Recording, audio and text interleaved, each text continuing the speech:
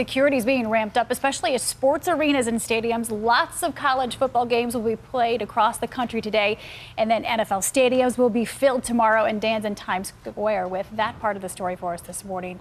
Hi, Dan.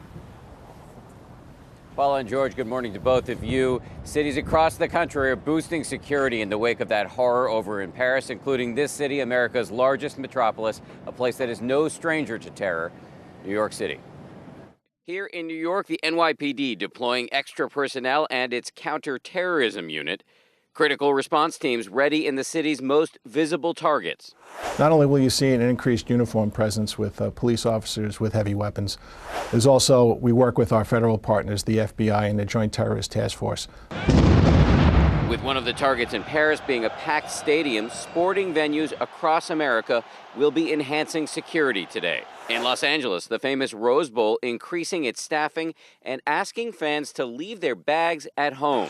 The NBA and NHL putting its teams on high alert, but the NFL saying it actually won't be changing protocols as Sunday's games approach. The league spokesman saying security at our games is always at a heightened state of alert, adding all NFL stadiums are already equipped with metal detectors. You can't view it as a nuisance. This is the world we live in now, and if you have to take precautions, if you have to go through screening, that's just part of the process. With the attackers in Paris hitting so many restaurant and concert hall, the NYPD and FBI will be working to keep popular areas around this city safe. You can expect heightened security at tourist attractions and on public transit. The tragic events in Paris, we established a counterterrorism overlay. What that is, it's a heavy weapons emergency service officers.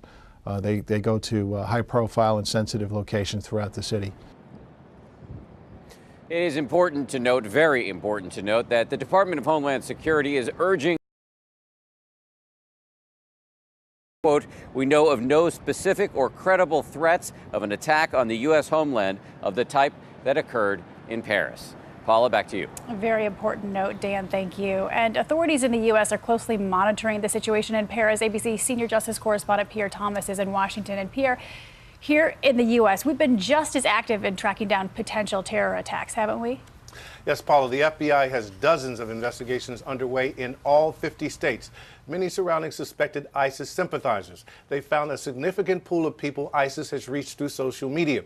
In the last year alone, more than 70 Americans have been arrested for somehow trying to support ISIS, some accused of trying to join ISIS, others arrested for plotting attacks here at home. Most are young. Most are men, but there have been some women and even teenagers have been arrested too, Paula. In terms of differentiating style, is there a difference between anti-terror attacks in France and Europe compared to what we're used to here at home?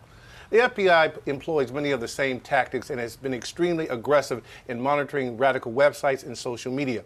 One tactic not often utilized in Europe involves stings where FBI agents pose as terrorists, and officials here have been extremely aggressive about stopping Americans from going to Syria in the first place. All right, Pierre, thank you very much. And Pierre's been reporting for months that they're sending out, trying to recruit 90,000 messages on social media every single day. Yeah, and this is the #1 threat here at home.